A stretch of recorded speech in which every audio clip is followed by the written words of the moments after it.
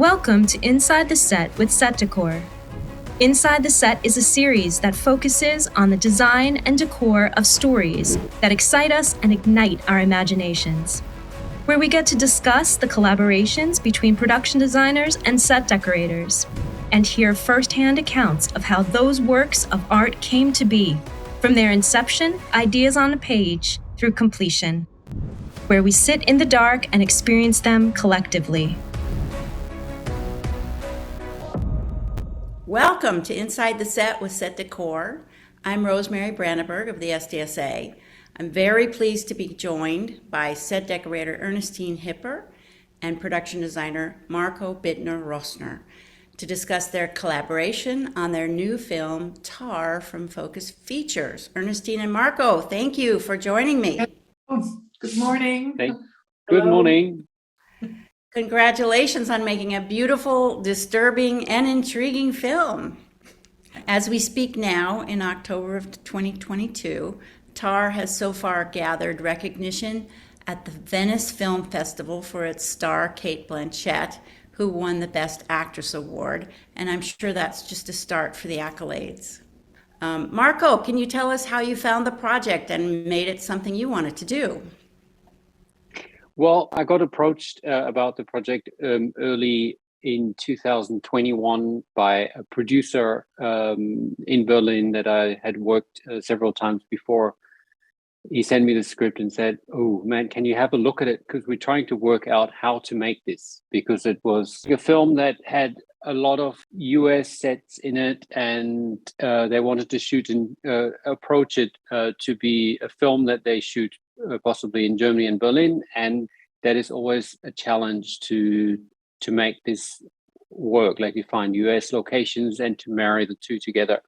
So like a week later, I was talking to Todd, and from our first call, it sounded like he just assumed I was doing the project. We didn't even have an introduction call. We just started working from 5 minutes after saying hello. So that's how it all happened. That's really just kind of fait accompli. Ernestine, how did you come to decorate Tar? Marco and me, we've worked together before, so he called me. He figured I would be the right person because, production designers work depending on the job with different set decorators. One set decorator is going for historical movies, another one is going for period movies or for time movies. And so he sent me the script, and I thought, oh, that's a very interesting script. And of course, a very, very interesting director. So you'd worked together before. Can you tell us a little bit about your prior collaboration, Ernestine? I've worked for him on the movie Stowaway, when he created an SSA space station. So that was, of course, an incredible project to be part of. And it worked well. We clicked. Oh, good. Marco, you trained as an architect in Germany and the UK, and you first worked in film as a set designer before becoming an art director, and then supervising art director on both German and international films. For example, Spielberg's Bridge of Spies, among many others. For this project, how did your background in architecture inform your work as a production designer? And did your initial conversations with director Todd Fields focus on character, architecture, music, or a melding of it all? Well, like being trained as an architect and having worked in the field for a bit, you kind of never really get away from that. So I'm naturally drawn to very graphic spaces, I have a very architectural approach to any project that I work on. So the production design and the scenery of a set always tries to enhance the character and kind of explain something about the character without being too direct. And in this case, the character, like the description of Tar and the imaginary character that she created for herself has such a scale that I was mainly going for locations and set builds that had a very large scale and have a very graphic design. So naturally, I was drawn to like just great architecture. Like we've shot in buildings just designed by sort of the who's who of mid-century architecture in Berlin. Really good, really interesting, beautiful look. And speaking of background, Ernestine, your university education focused on the history of art, fashion design, graphic design, and your filmography shows great range. I mean, you mentioned the space movie that you did together, and right now in theaters you have the World War One film, All Quiet on the Western Front. Yes. So you've got a little bit of range yourself. How did your background feed your initial process on the film? Like references from your art history and studies and things like that. How did that help you? Well, I've been now in the business for 42 years. And so, you start, I did a whole lot of commercials when I was young. And doing commercials sort of helped me on this movie, because when you have a quick way of telling a story in one set, you only have one chance to show a character's personality. So over the years of doing children movie, terror movies, Homeland, I sort of clicked into everything. So bits and pieces always stay in your memory, in your focus, in your background. And so that was very, very helpful to picture what Mark and Todd wanted, and to help them create it. Oh, that's pretty great. Marco, the story takes us from Berlin to many other cities of Europe, New York City, small town America, and some international locations as well, with extensive time spent in concert halls and rehearsal spaces. And can you tell us a little bit about how extensive your set builds were, and how you determined which sets to shoot on stage and which were shot on locations? Like our first core piece of the puzzle to solve was how do we do the concert hall? Because we spent 9 shooting days straight in this great concert hall, which was super hard to find, like a location that would satisfy our the visual needs, but also spatially and represent the scale and would be available for us. And we found that the space in Dresden that just worked as basically as the space for the rehearsal. Like this, for example, is the rehearsal stage, which we found in Berlin in a different building built by Hans Sarun. The main concert hall we found in Dresden. We found a cooperation with the Dresden Orchestra. We basically had to go through the process that's shown in the film, where they all vote, because it's a democratic system. Like the orchestra is a democratic body that can vote on everything. Whether they want to do a certain concert, they actually get to be part of choosing the music, but also choosing whether they want to do the film. So after the concert hall was set, we were puzzling around from 3 different locations, like a layout that would create the whole look of the space. So that is various buildings in Berlin that gave us different location beats that created like a mid-century feel that kind of represents the most creative time of music in Berlin. We used each piece as a puzzle piece to create the look of the concert hall, the backstage area. Like this is also a location that was dressed. Also amazing mid-century space.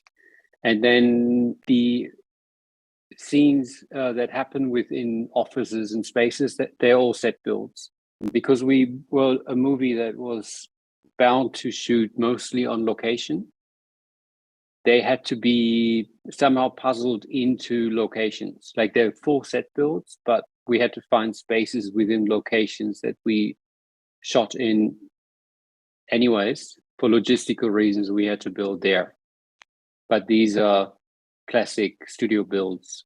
And same for Sebastian's office, also is a studio build that then picks up architectural details of the other of the locations that we found to relate to. Right. Well, one of the concert sets that was kind of incredible was the Dresden Philharmonic space. I read something about the selection was due to the vineyard style concert hall. Can you describe a vineyard style concert hall and why this was important to the story and the visuals you were going for?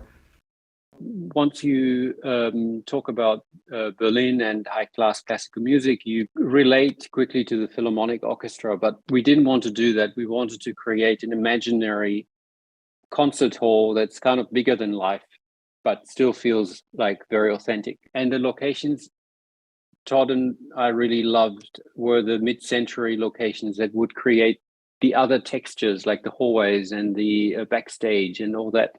So, and they were all mid-century, and mid-century is just cool. Like, it's just something that, like, I'm always personally drawn to and really fitted the movie. So finding something that for the actual concert hall that is also in the mid-century style was kind of a very important factor. Well, really enjoyed the blending that you did of these set builds that we're now hearing about, and the actual locations was just seamless. Ernestine, was Lydia and Sharon's Berlin apartment, which is the centerpiece as well, besides the concert sets, is an intriguing mix of brutalist concrete surfaces with comfortable furniture, very distinctive lighting fixtures, warm fabrics. It was really interesting seeing the difference between day and night in that space. I really enjoyed searching the space for clues about their life together.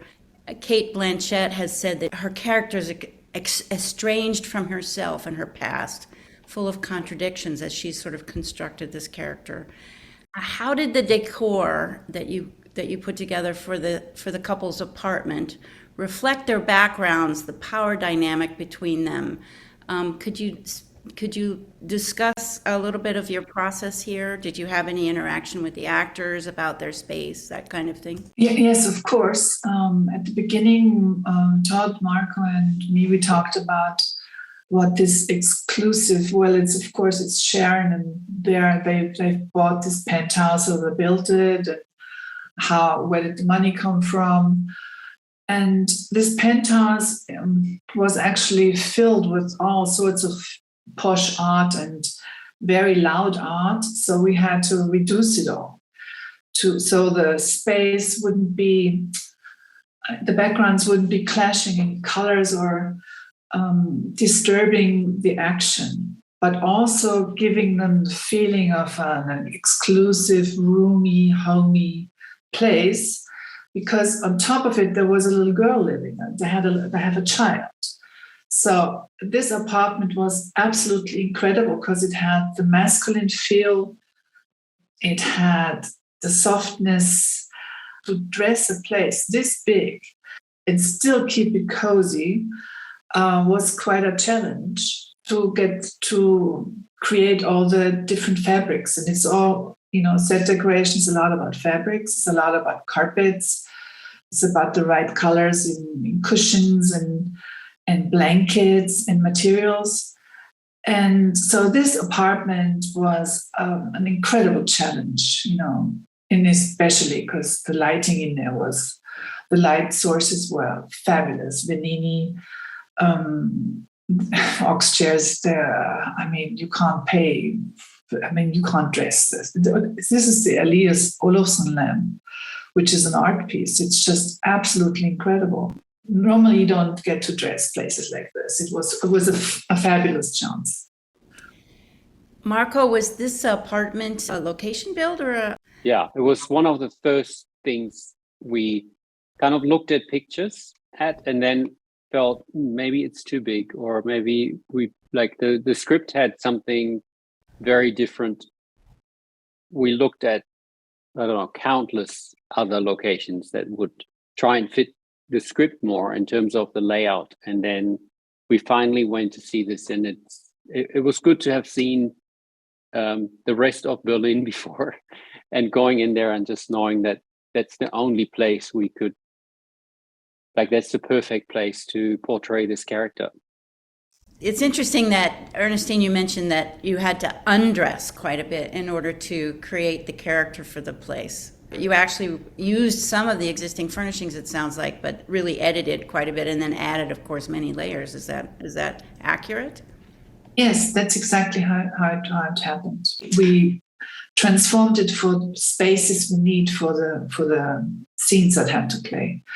And this big piano, we had to lift it in by a crane because this place is a penthouse. Yeah, we needed this big long piano, and that was a challenge because we had to still keep the roomy, cozy atmosphere, the elegance, and not be loud and disturb the characters' action, So I think it looks fabulous. It worked out really well. It really did.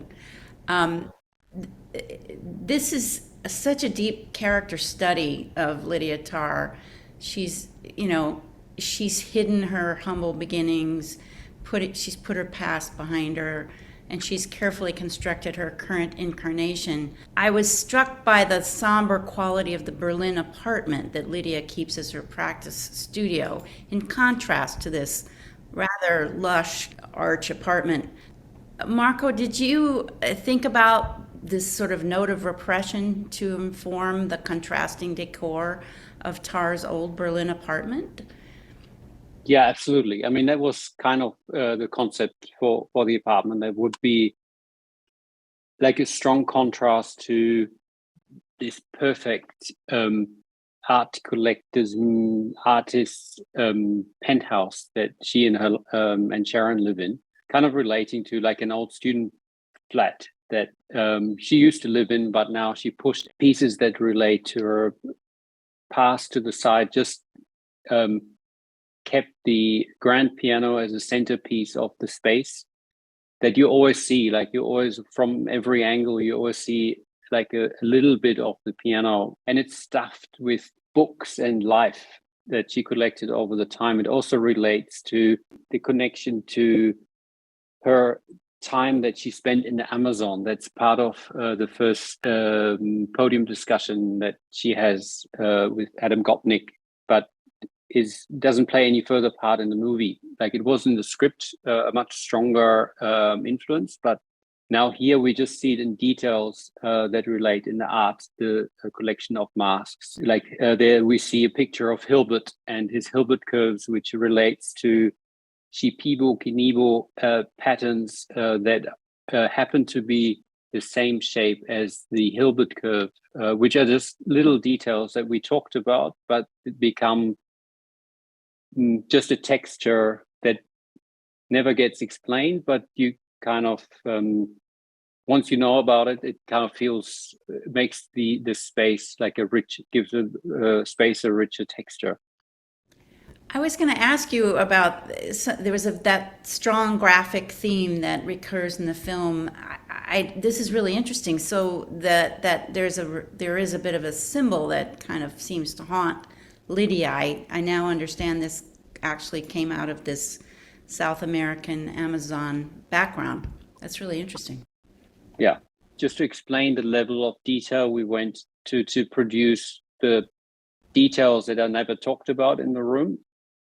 There's a picture we see her, and she's got some patterns painted on her face, and there's a shaman blowing smoke over her head in the background. And this picture was actually produced in the Amazon. We had a Peruvian photographer that we sent in the Amazon to photograph a real shaman blowing the smoke in different lights. And then we photographed Kate in character with the paintings on her, and then posted it together to be that centerpiece for the entrance. So that's what you see when you come in. You always shoot across that picture. Really interesting. Ernestine, you've really achieved a lovely contrast in decor for all the different character spaces. One of the things I noted was at the orchestra offices, you had the contrast between Lydia Tarr's office and Sebastian's office, which, I guess Sebastian is her junior at the orchestra, but their spaces were so architecturally similar, but dressed so differently. So that was kind of up to you. Can you tell us a little about the character through line or backstory that you worked with to create Sebastian's office? When we talked about Sebastian, Todd explained to me that he wanted him to be living there to express really quickly that Sebastian's life was the orchestra, that he lives in this space and that he is loved by everybody. So the musicians come to him, they drink tea, that they rehearse with him. They ask him, he's like the warm centerpiece. And he has been working there for 30 years, 40 years. And so this is his life, his space. And Lydia, of course, is very controlled and very, she doesn't show much of her personality. When you walk into Sebastian's office, you can read him like a book. You can read the person. You can read that he's a collector, that he's collecting anything that has to do with music.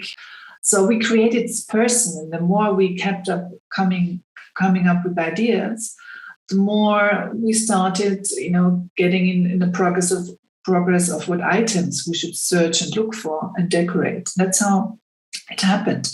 And also to show that Sebastian is really losing a lot. He's losing his life. He's losing his comfort. He's losing his love. That's what Lydia does to him. Yeah.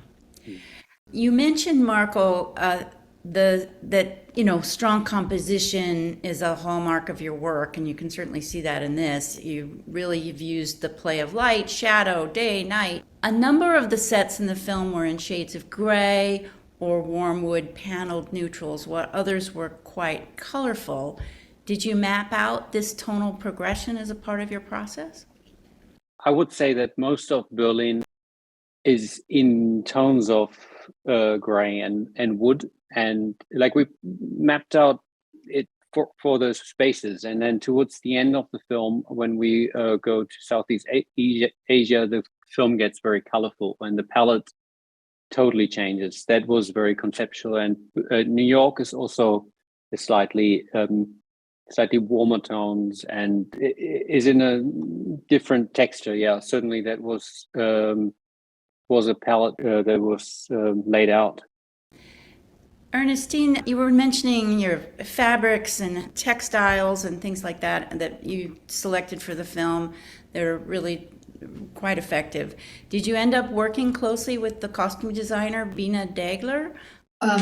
When we made the concept, of course, it was always in communication with Bina. So our decor won't interfere with the colors of the actors and disturb or have anything disturbing in the background, But overall, like our sort of color palette was very cool and almost austere. Like especially with locations, we quite we have wood paneling, but otherwise we stay a lot in tones of gray and white, which helped the character to come out and it just be more graphic. Like authenticity was one of our biggest words, really. We didn't want enhanced look by adding too much color. Obviously, you spent a great deal of time finding authentic details for all these personalities and characters. Can you share some of the practical details about how you went about perhaps selecting or sending buyers out to look for things? I mean, were you creating maybe look boards or idea boards for Marco and Todd Field? Yes. For example, if you go to Staten Island, to the house, when you read the script, you don't know about Tar's background. So we started talking about where's Tar's family from, where's the origin. So we started digging into Staten Island in the history. We found out that it was occupied by Russians and Polish at the beginning, 100 years ago. And so we started creating Tar's background in terms of her grandparents and parents to be coming from Hungary. This helped to make mood boards. So we started getting into colors of wallpapers, Hungarian patterns, little details about decoration bits and pieces, pictures, finding wedding pictures. That really helps to dress, a character's house. Plus, in every set, there's a piano. That was one of Todd's favorites. He really liked that, and he wanted to have that. It's interesting. How many pianos do you suppose you had in the film? How many pianos did we have, Marco, in every set? Well, we actually had a long Excel list of yes logistics of different pianos, and we started talking to Steinway early. So we created this super long list of very specific pianos that we needed for different scenes, and then sent it to them. It was, I think, something like 15 pianos or something altogether. They came back and said, sorry, we and each transport is like a fortune because it needs to be insured and driven and carried, and also then tuned again when brought back. So we had to strip it down quite a bit, but still got like full support from Steinway, which was amazing. The piano in her town studio, which is a Steinway piano that actually happened to be in the location. We found the piano and felt like, oh, that's a sign. We have to shoot here. And it's from 1903. And the concert piano in her house is from, I think, 1905. And it's, as far as I know, the only brown wood grand piano from Steinway that exists in Europe. And historical piece worth high six-figure amount, and they gave it to us, which was amazing. Wow. Obviously music is enormous in the movie. I appreciated the education I got from watching the film. The Mahler's such a dramatic concerto, the Fifth Concerto, and Elgar's cello concerto, and the rehearsal process and the concert. It was like getting a reminder of my fairly non-existent college music education, but it was great. Marco, how did you use music as a tool to design the film? I mean, was there rhythm in your head? Were you listening to these compositions as you went? Very often, actually, directors have like a playlist, or there's mentions of pieces of music, and I, in the process of the first design work, I listened to the music to see, to come to the same kind of point of understanding of a film as the director. So on top of that, Todd had a very strong rhythmic approach of designing the characters, and was also looking for spaces where he could show that. So, for example, Tar, I think she was on 120 beat.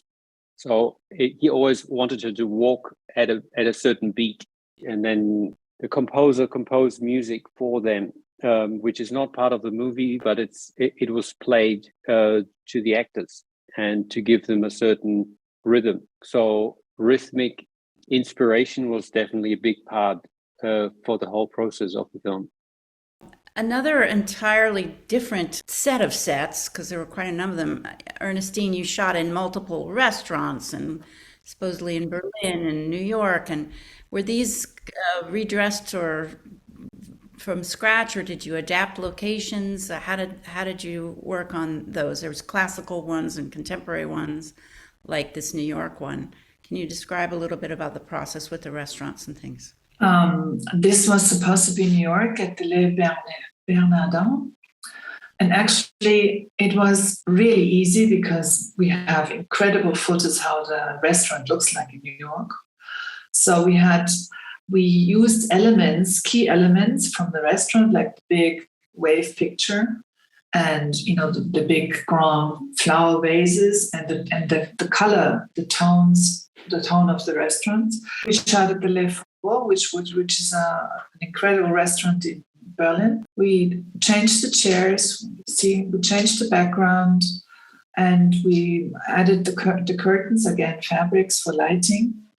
And we added all the fabrics on the table to create the Le Bernardin, and it worked out really well. Well, you changed everything. Except for the rooms and the lights. Except for the lights, yeah. And then there's, of course, the classical restaurant where she meets with her mentor. Can you describe that one, Marco? That's a classic cigar bar in Berlin, which is a place that we use for several things in the movie. We built the Carlisle Hotel in there and the bar. We just wanted something that really feels like it's been there for 100 years, and people of that generation would have always come there, and that just felt like the real deal. And there's a lot of what was there we used, and then added and edited things to tell their story. That it's a musical place. There's a lot of reference to music in there, but in terms of the textures, we used a lot of what was there, and the color palette. It's very effective. Ernestine, you shot so many sets at night, and of course, lighting fixtures and lamps and things are just so important, especially these days. Could you describe a little bit? Did you converse greatly with your DP, Florian Hofmeister, to talk about lighting fixtures that you selected? Oh, yes, of course. The lighting concept was talked through with Florian. We went through every set. He sort of told me where he needs practicals to help his character and to help his lighting. And so we selected that from that. And of course, also for color temperatures of the practicals and light bulbs and shades and which textures the shades had to have. That was really a close work together with Florian, and it worked out beautiful. Yeah, Marco, one of the things I noted was in Lydia and Sharon's apartment, just how different the space looked day to night. And it was cooler, it was sort of more neutral during the day, and at night it really warmed up and it became kind of almost a different space in some ways. Was that all purposely done, and how did that come about? It comes out naturally in a way that during the day, because the base is so flooded with natural light, that the color of the concrete becomes more apparent and stronger.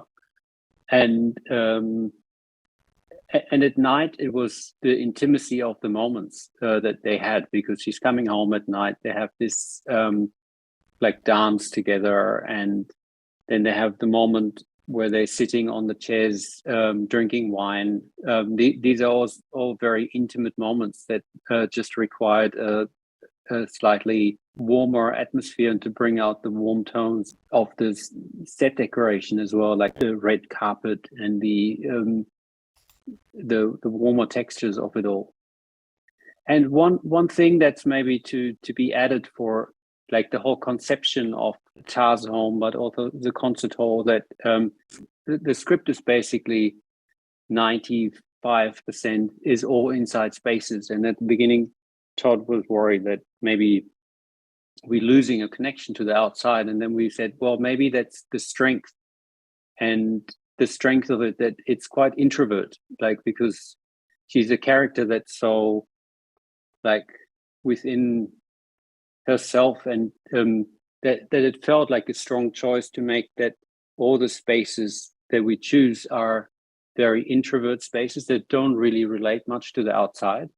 And in some way, the choice of her apartment, even though it's surrounded by glass, it's always with the curtains drawn. You never see outside, or the inside spaces of the concert halls are also hallways without a window. And the people are always kind of working within or living within like a very enclosed world.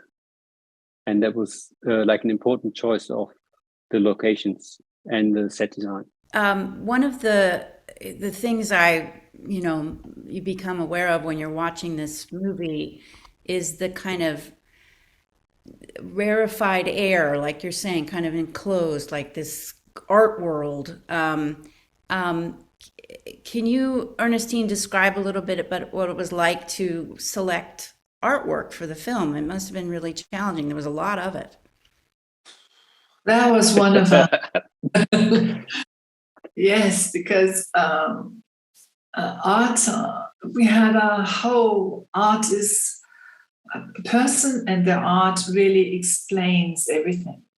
So we had mood boards of artists and arts, and we had art only matching the locations. We had art going deeper into the personality. It was a long process, and of course Todd had his own ideas, and he came up with asking Laurie Fields. At first we thought, they're related, but they're not. She's an artist from Los Angeles, and she was gladly we were able to use her artwork, and the rest of the art was a long process in finding, selecting, and it had to match the purpose, the character, and the color. So it worked out at the end. We had the movie's full of it. We had an unusual support for this film, and artists that you would usually not be able to approach. We through the Boris Foundation, that we basically got permission to use art pieces that are worth a fortune, like the Olafur Eliasson lamp, for example, or the Sergei Janssen painting that's behind the grand piano. They're all really very valuable pieces of art. And just the process, like the process of deciding what pieces to use, the process of contacting the artist and clearing the rights that we could use it, was just enormous. Believe me, I know. It's very dramatically difficult, and I'm sure you were working on a very tight schedule as well.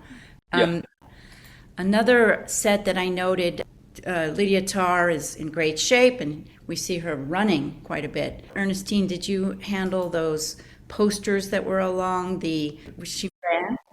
Yes, we actually added all the posters, and we added our own graffitis, and clearances and rights. So whatever you see in this movie really had to pass the clearance test, and we plastered a whole tunnel with posters. I don't know how long was it, 400 meters. So but it was a long process of just even defining, like we had the design of the poster, like of Mahler opponing Tarr, and there was a photo shoot to go with the design of the poster to create the profile shot of Tarr matching the Mahler posture, and then just defining the proportion of it was a process of because it's quite an important scene when she runs past the posters are up, it's all getting ready for the concert, and then we see her downfall and she stands in front of them and rips herself down, and the definition of those graffiti and the posters was a process, I should say. Speaking of multiple spots, you shot in multiple cultures, multiple countries. Can you describe a little bit about, perhaps Ernestine, did you use collaborators in the US and other spots where you shot? We had somebody scouting in New York, and they sent us a whole deal of packages, actually, this was supposed to be for Staten Island. But we sort of researched everything. We tried to research as much as possible, and had, American door handles and light switches and fixtures sent from the States. And, because the devil is in the little detail, the little string that pulls the knob. If it's too European, Americans would know this. So we spent our research department scouting into door hinges and knobs and, light switches. And then we had it all ordered from the States. And Marco, did you have people working in the US as well? Yes, absolutely. We had a plate shoot that was still happening during the time of COVID, where we all weren't allowed to travel, which was really hard. So it was like a remote prep from over here in Europe. And then I had one person just taking measurements of, like, for example, the Staten Island house is exterior a plate, and interior is a full build that we built on stage in Berlin. And so we had the door shipped, and then I had someone to measure all the details around the door and the windows. So we had something to pick up on for what needed to relate to the interior. Ernestine, can you talk a little bit about your workflow with your crew? Like, who are your key collaborators? Because one of the reasons is that I'm asking is because sometimes the European way of working is a bit different than an American way, and we have members at the Set Decorator Society all over the world, but the bulk of our members are in the U.S. So it might be interesting for some of our listeners to understand how you work and who are your main people. My main person is my assistant. Then I normally have 2 to 5 buyers. It depends on the job. And then we have the graphic department. And then we work very close together with the research department. We have some people researching for us. And then we have the clearance. We're in close contact with clearance always, because I need posters, pictures, art. But of course, it has to be cleared first before we can start printing and producing it. And I have, of course, my executive department, which is my lead man. He's the one who is in charge of our dressers. And we have dressers who are called swings. We have dressers who do fine dressing. We have drapes. I have people who specialized on creating drapes and so making cushions and anything that has to do with fabrics.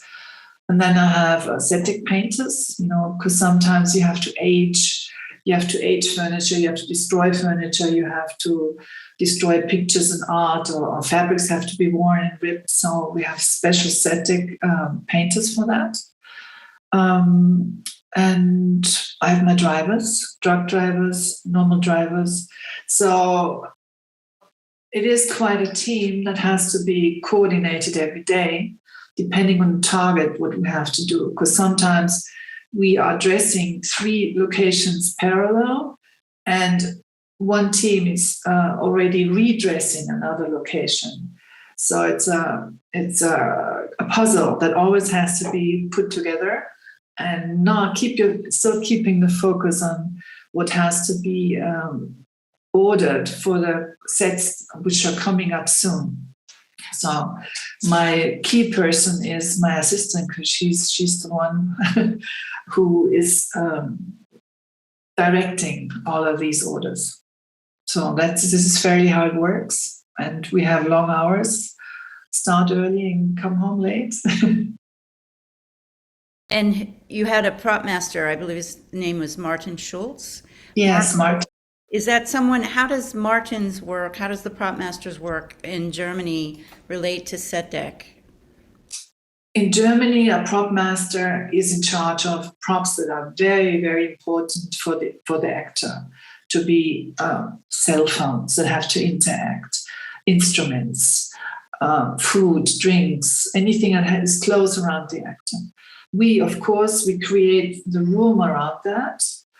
And we then, of course, talk to each other. And so our vases match the glasses. And it's really a nice teamwork, and it's a lot about informing each other, or, helping each other also. Marco, can you describe a little about your key members of your team as well? Well, I have my art directors that I work very closely with and basically develop the all the construction work and the designs of the set. Then I also work closely with the graphics department, and I work and the set designers. So a very classic setup. Do you hire on a construction manager, or is it an outside contractor? How does that work?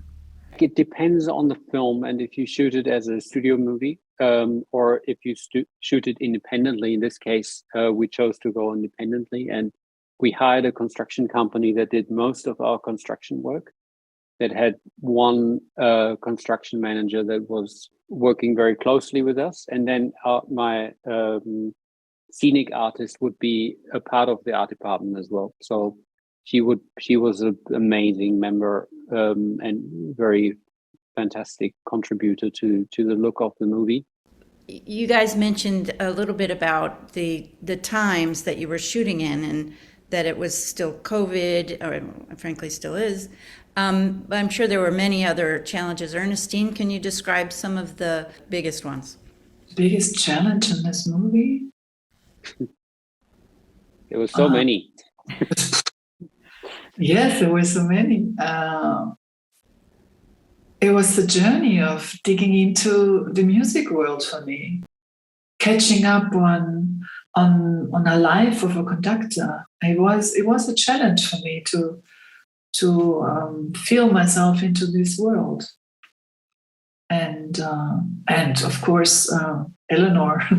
Eleanor was a challenge, and the way Marco made it was brilliant. I mean, Todd wanted that Lydia walks from her apartment across the hall in her townhouse apartment into the neighbor Eleanor, and that was an incredible challenge to be able to decorate that. And the way Marco set it up and the way it was built was fabulous. So that was a challenge. That was one challenge for me. That apartment, the upstairs neighbor from Lydia's studio was full, and what a contrast. Marco, what was your idea of Eleanor and her place? Well, as you say, it was supposed to be the biggest contrast from her totally protected artist world. He walks into this very real life space where normal people live, that have been living there for 60 years maybe. And so that was, like, in terms of design, that was the purpose. Like but that was one of the biggest challenges of the film, to find a location that would allow us to have these two very different textures. It's usually something that you very clearly say, we have to build it. It would have been super easy to build it, but we didn't, for different production budgetary reasons, but also for authenticity. We wanted to stay on a location. So we had to find two opposing apartments with a staircase in the middle that would also work visually, that we could create this. And both apartments were very different. Like, this one is an apartment of an art ex-gallerist with super expensive art in it. And then we created this downtrodden, dirty, old Berlin style apartment with low ceilings. It's basically a set built that's like designed into this other space, basically only using the entrance door and the window. Like, it wasn't difficult to design, it was difficult to find spaces that would allow us to do that. And someone that would allow us to paint their staircase, like a beautiful old, freshly renovated Berlin staircase, and allow us to repaint it and age it and dirty down the carpet. And the process of finding that combination was a big challenge. Yeah. Marco, I just wanted to give you a little bit of a chance to help us understand what it was like to work with Todd Field. He seems like an incredible man and an amazing director. What was it like? Well, it was like an amazing experience. I mean, we worked super closely together for the time from June till just before Christmas, and basically the prep time we spent 8 hours together scouting or after scouts, discussing the character, discussing details. It's all about, like, he's incredibly involved in everything and is like very precise. There was always a very distinct decision on everything, even if it was a detail in the far background. So it was a very intense working experience, and I'm super happy to have been on that journey. Ernestine, memories or thoughts about Todd Field? Todd is just amazing. He is, first of all, what a wonderful man, and what a great gentleman, and what a visionary person, what a storyteller. And working with him and being able to look into his head and get glimpses of what he wanted and being part of that and being able to deliver that for him. And sometimes he came on the set and he was happy, and that's the biggest and the greatest, gift of this movie. Yeah, it was very, very interesting, because he would normally also almost shoot documentary style. So everything had to be perfect. I mean, even in the hotel, when the scene was only gonna be seen through a cell phone, everything in the hotel was branded with Carlisle and Lydia and Tar, and we made the stitching on the pillows, because the Carlisle would have the monogram on the pillows. We created everything he ever talked about. That's because he said, when you walk to the Carlisle, we have this, we have that, we have this. So we created everything. Everything was authentic, just in case, because we never knew. Maybe Todd would have the idea of having a little intro shot, and then things wouldn't be correct. So it was, the devil is in the detail, and really spent a great time and effort and work on getting this together. It was lovely. Well, it was lovely. It was a lovely experience watching the film. It's been incredible speaking to you. I want to thank you, Ernestine Hipper, and thank you, Marco Bittner Rosser. Thank you to Focus Features for sharing this incredible film with us and all the materials that we have for this interview. I really appreciate you all, and wanted to thank everyone for joining us from the Set Decorator Society of America for Inside the Set with Set Decor. Thank you. Thank you. Thanks for joining us for this episode of Inside the Set with Set Decor. Don't forget to subscribe to our YouTube channel and visit our website, setdecor.com.